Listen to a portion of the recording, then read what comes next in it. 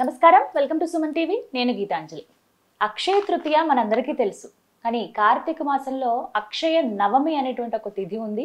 అది ఎంతో విశేషమని నేను తెలుసుకున్నానండి. అయితే ఈ విషయం చెప్తే బాగుంటుంది, అందరూ విశేషంగా ఆ రోజు పూజించుకుంటే బాగుంటుందండి. ప్రత్యేకమైన పూజా విధానం అంటూ ఒకటి ఉంటుంది, అలాగే దీపారాధన ఉంటుంది. అవి చేయటం వల్ల ఎంతో పుణ్యప్రదం అని అంటారు. కార్తీక మాసం అన్ని రోజులు విశేషమే, కానీ ఈ అక్షయ నవమి ఇంకా విశేషం అంటున్నారు. మరి ఏ రోజున అక్షయ నవమి, ఆ రోజున ఏం చేయాలి, విధిగా ఆచరించవలసింది ఏంటి తెలుసుకుందాం.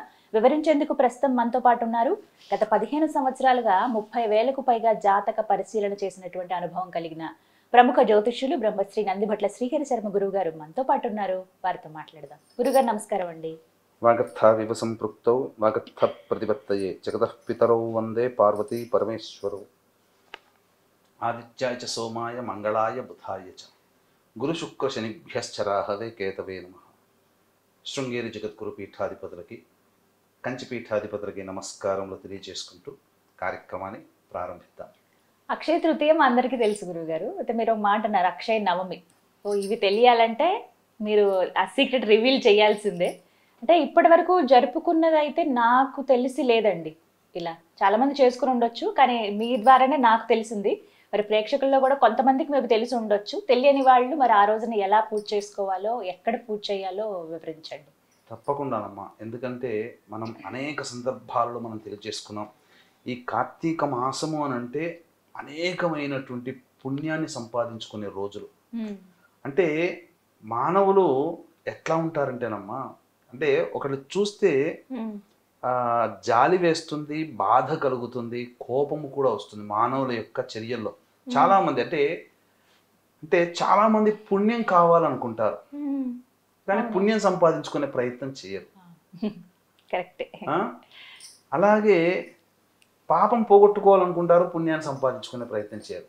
పుణ్యం కావాలంటారు, కానీ పాప పనులే చేస్తుంటారు. ఎలా అమ్మా? అందుకని కొన్ని మంచి రోజులు అంటూ ఉన్నాయి. తూచా తప్పకుండా పాటిస్తే ఇతర మతాల్లో కూడా కొన్ని వాళ్ళ మతానుసారంగా వాళ్ళకు వచ్చే పండుగల్లో పాటిస్తున్నారు, మన వాళ్ళు పాటిస్తున్నారు.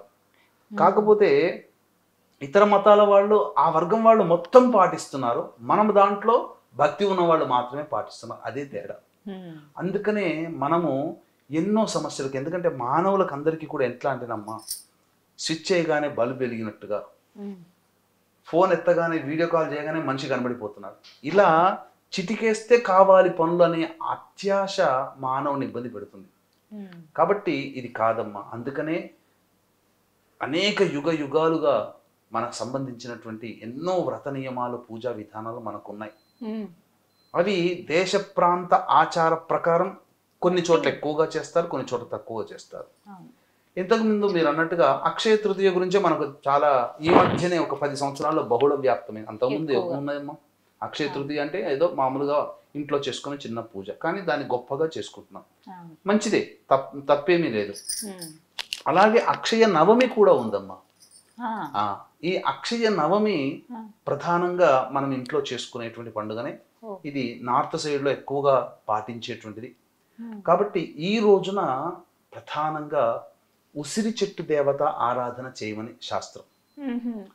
ఎప్పుడు వచ్చిందండి మనకి? ఇది 31వ తారీఖు అమ్మా. 31వ తారీఖు నవమి ఉదయం 9:25 వరకు ఉన్నది. కాబట్టి ఈ లోపలనే ఆ సంబంధించినటువంటి కార్యక్రమం జరిపించుకోవాలి. ఈ యొక్క అక్షయ నవమి రోజునే సత్యయుగం ప్రారంభమైంది, కృతయుగం. ద్వాపరయుగం కూడా ఈ నవమి నాడే ప్రారంభమైందని చెప్పి ఆ సూక్తి ప్రకారమే ఎవరైతే గొప్ప దీర్ఘాయువు కావాలి అని అనుకుంటారో, ఎందుకంటే సత్యయుగం కదమ్మా. సత్యయుగంలో అస్థిగత ప్రాణ, ఎముకలు ఉన్నంత వరకు వాళ్ళ జీవితం. అందుకనే 17,28,000 సంవత్సరాల వరకు వాళ్ళు జీవించారు ఆ కాలంలో. ఆ యుగ ప్రమాణం అంతా. కాబట్టి ఈ యొక్క అక్షయ నవమి రోజునే శ్రీకృష్ణుల వారు 3 అరణ్యాలని ప్రదక్షిణ చేశాడట. అందుకనే ఈ రోజున మీరు బృందావనం మధురలో గనక చూస్తే గిరి ప్రదక్షిణ చేస్తారండి. నిజమే గురువు గారు, గమనించారా మీరు? చేస్తారు. నవమి రోజునే చాలా మంది వెళ్తుంటారు, ప్రదక్షిణ చేస్తారు. ఎందుకు? కంసుని చంపడం కోసం కృష్ణుడు బయలుదేరినటువంటి సందర్భంగా 3 అరణ్యాలని ప్రదక్షిణ చేశాడు. ఆ దృష్టిగా ఆ విధంగా అప్పటి నుంచి ఆచారంగా వచ్చింది బృందావన పర్వతం. ఆ బృందావనం దగ్గర గోవర్ధనగిరి పర్వతం ఉంది కదా, దాని చుట్టూ ప్రదక్షిణ చేస్తారు. గిరి ప్రదక్షిణ మనకు ఎలాగైతే కార్తీక మాసం అరుణాచలం పౌర్ణమికి ఎలా అయితే ఉంటుందో, ఇలాగే ఈ గిరి ప్రదక్షిణ కూడా కార్తీక నవమి రోజునే చేస్తారు. అంతేకాకుండా ఈ రోజున ఉసిరి చెట్టుని నాటిన, జామ చెట్టుని నాటిన అనంతమైన పుణ్య ఫలితం వస్తుంది. ఈ రోజున లక్ష్మీదేవి విష్ణువు ఉసిరి రూపంలో ఉంటారు. కాబట్టి ఉసిరి చెట్టు కింద శివలింగాన్ని, సాలగ్రామాన్ని పూజ చేసి, అభిషేకం చేసి, అర్చన చేసి ఎవరైతే దానం చేస్తారో వాళ్ళకి ధన ధాన్యాదికి లోటు ఉండదని శాస్త్రం. ఈరోజు పూజ చేసిన ఉసిరి గింజలని ఆకుపచ్చ గుడ్డలో కట్టి ధనాగారంలో కానీ బీరువాలో కానీ పెడితే సంపద వృద్ధి చెందుతుందని శాస్త్రం అమ్మ. కాబట్టి ఈ రోజున కూడా చాలా నియమంగా ఉండమని శాస్త్రం. దీపారాధన చాలా విశేషమైనటువంటి ఫలితాన్ని ఇస్తుంది ఈ యొక్క అక్షయ నవమి రోజున. చాలా మందికి తెలిసింది మీరు అన్నట్టుగా అక్షయ తృతీయ రోజున ఈ సంబంధించినటువంటి ఏదైనా వెండి బంగారం కొనుక్కుంటే సంపద వృద్ధి అవుతుందో, ఈ రోజున కొనుక్కొని పెట్టుకున్నా లేదా ఈ రోజున సంబంధించినటువంటి ఇంట్లో ఉన్నటువంటి బంగారానికి ఆవు పాలతో శుద్ధి చేసి పూజ చేసిన సంపద వృద్ధి అవుతుంది. ఏ బంగారం అయితే కొంటే వృద్ధి అవుతుంది అన్నారో అటువంటి ఆ బంగారాన్ని ఇంట్లో ఆవు పాలతో చక్కగా కడిగి పూజ చేసి అర్చన చేసుకున్న బంగారాన్ని అర్చన చేసుకున్నా అది సంపద 100 రెట్లు అవుతుందని చెప్పి శాస్త్రం. ఈ రోజున ముఖ్యంగా జామకాయని తినాలి, ఉసిరికాయల్ని దానం చేయాలి. ఇది శాస్త్రం. వ్యాసుడు చెప్పాడమ్మా ఈ రోజున. కాబట్టి దీనిని అమలక నవమి అని, అక్షయ నవమి అని ఈ రోజున ఓం నమో భగవతే వాసుదేవాయ అనే మంత్రాన్నైనా జపించవచ్చు, లేదా ఓం ధాత్యై నమః అనే మంత్రాన్నైనా కానీ 9:25 లోపల జపించవచ్చు. దీనికి పూజా విధానం మనకు చెప్పబడి ఉంది. ఏమీ లేదమ్మా, చాలా సింపుల్గా చేసుకునేటువంటిదే. వీక్షించేటువంటి ప్రేక్షకులు కూడా మహిమాన్వితమైనటువంటి క్షేత్రము కాశీ క్షేత్రం. మీ జాతకరీత్యా అనేక రకాల సమస్యలు బాధపడుతూ ఉంటుంటారు. అంతేకాకుండా ఈ నెలలోనే గురుడు, రవి, శుక్రుడు అనే గ్రహాలు కూడా మార్పు చెందాయి. బుధుడు కూడా మారుతున్నాడు. అలాగే శని ప్రభావం కూడా అనేక రాశుల మీద ఉంది. ఈ మిగిలిన గ్రహాలు మారినటువంటి కారణం చేత 12 రాశుల మీద కూడా ఆ గ్రహ ప్రభావం అనేటువంటిది ఉండడం వల్ల చాలామందికి ఈ కార్తీక మాసంలోనే అనేక గ్రహాలు మార్పు చెందుతున్నటువంటి కారణం చేత 12 రాశుల్లో జన్మించిన వారికి ప్రభావం ఉంటుంది. ఇట్టి దోషాన్ని నివారించడం కోసం, అలాగే మీ జాతకరీత్యా కలుగు విద్య, వివాహ, ఉద్యోగ, దాంపత్య, అనారోగ్య సమస్యల నివారణ కోసం సుప్రసిద్ధ కాశీ క్షేత్రంలో కార్తీక పౌర్ణమి రోజున సాయంకాలం 6 గంటలకి సర్వదోష నివారణ పూజలు, హోమాలు జరిపించడం జరుగుతుంది. అవకాశం ఉన్న వాళ్ళు ఆ రోజు లోపల సాయంత్రం 5 గంటల లోపలైనా కానీ మీ గోత్రనామాలు నమోదు చేసుకోవచ్చు. కార్యక్రమంలో పాల్గొన్నటువంటి వాళ్ళకి శక్తిపాతం చేసినటువంటి కరుంగలిమాల మీకు ఇవ్వడం జరుగుతుంది. కాశీ క్షేత్రంలో కరుంగలిమాల పూజ చేసి ఇవ్వడం అనేటువంటిది మహాయోగము. అటువంటి అవయోగాన్ని మీరు యోగంగా మలుచుకునే విధంగా ఈ పూజ చేయడం అనేటువంటిది జరుగుతుంది. కాబట్టి ఎవరైనా కానీ ఈ కార్యక్రమంలో మీ గోత్రనామాలు నమోదు చేసుకోవచ్చు. స్క్రీన్ పైన కనిపిస్తున్న నెంబర్కి కాంటాక్ట్ చేయవచ్చు. ఉదయాన్నే లేచి కాలకృత్యాదులు తీర్చుకొని ఇంట్లో వాస్తు శాస్త్ర ప్రకారం ఉసిరిక చెట్టు ఎక్కడ నాటాలో ఆ విధంగానే నాటవచ్చు. లేదా ఈ రోజున వనభోజనం ఏర్పాటు చేసుకోండి అమరిక. ఎందుకనంటే కేవలం కార్తీక మాసంలో ఉసిరిక చెట్టు దగ్గర వనభోజనం చేయాలని శాస్త్రం.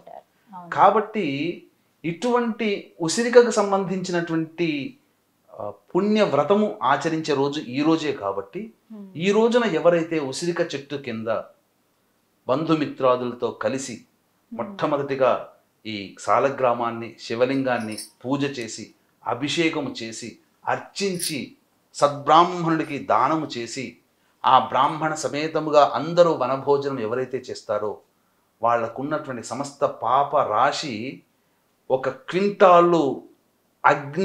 క్వింటాలు దూది పింజలతో ఉన్నదాన్ని ఒక్క చిన్న నిప్పు రవ్వ తగిలితే మొత్తం దగ్ధమైపోతుందో, ఆ రోజు చేసిన చిన్న పుణ్యము వల్ల మీ పాపరాశి అంతా కూడా దగ్ధమైపోతుందని మనకు కార్తీక పురాణంలో చెప్పబడి ఉంది.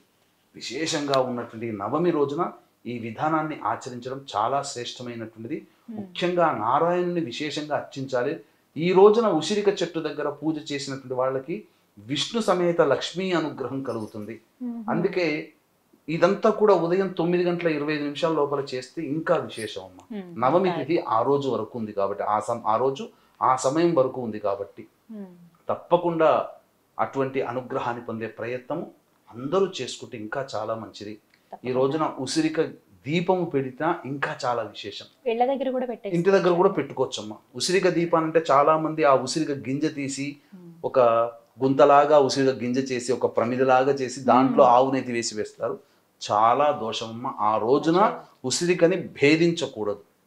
అందుకనే ఉసిరికని పూజించి జామకాయ తినమన్నారు.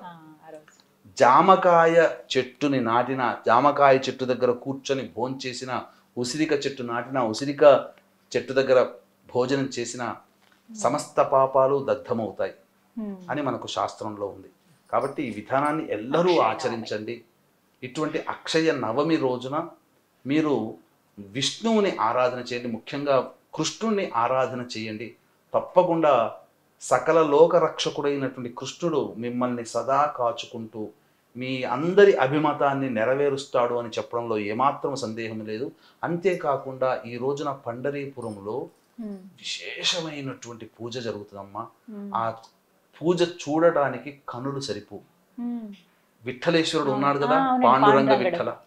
ఆ విఠల స్వామి దేవాలయంలో వైభవోపేతంగా ఈ రోజున జరుగుతుందమ్మ పూజ.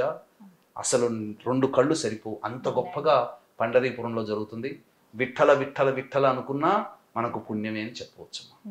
చాలా చక్కగా వివరించారండి. ధన్యవాదాలు గురుగారు. సర్వం శ్రీ ఉమామహేశ్వర పరబ్రహ్మార్పణమస్తు.